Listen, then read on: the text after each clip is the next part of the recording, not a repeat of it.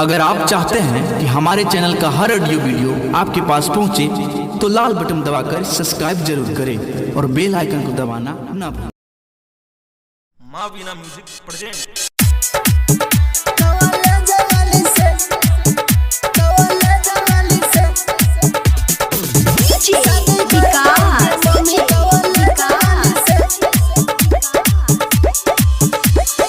नया नया लड़की मम्मी कॉलेज में आइले, का जाने का हमरा मनवा में कोइले गे मम्मी।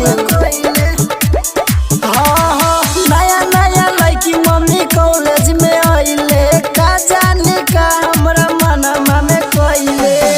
लाखों में एक हऊ हाई फाई वाली गे मम्मी, लाखों में एक हऊ हाई फाई वाली।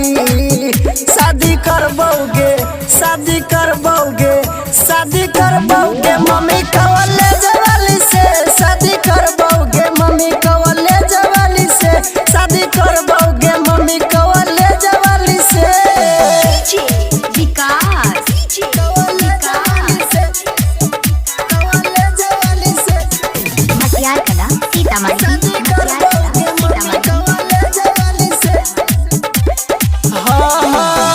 पहिले नजर में मम्मी गेलियो पगलाई, सब गे बेकार भेलौ लिखाई पढ़ाई। पहिले नजर में मम्मी गेलियो पगलाई, सब गे बेकार भेलौ लिखाई पढ़ाई। तो गोरे गोरे हऊ मम्मी हिरनी चालवाली गे मम्मी, गोरे गोरे हऊ हिरनी चालवाली। शादी करबोगे शादी करबोगे शादी करबोगे मम्मी कॉलेज वाली से, शादी करबोगे मम्मी कॉलेज वाली से, शादी करबोगे मम्मी कॉलेज वाली से।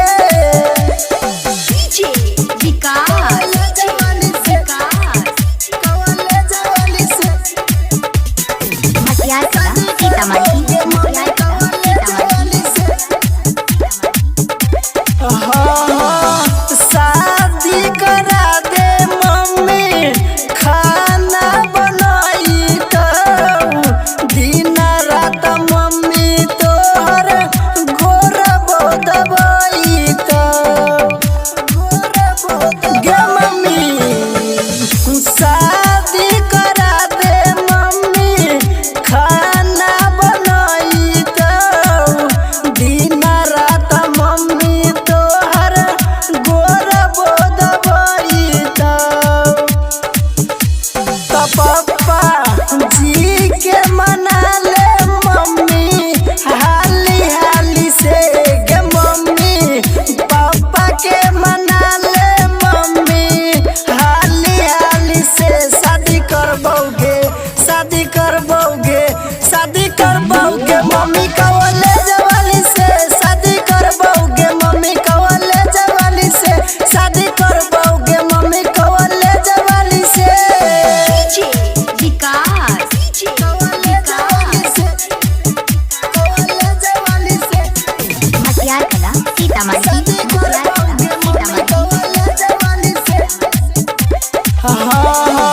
शादी करा दे मम्मी करे ना बहाना, बेटा तोहर पागल भेलौ दिन शादी बना। गे मम्मी शादी करा दे मम्मी करे ना बहाना,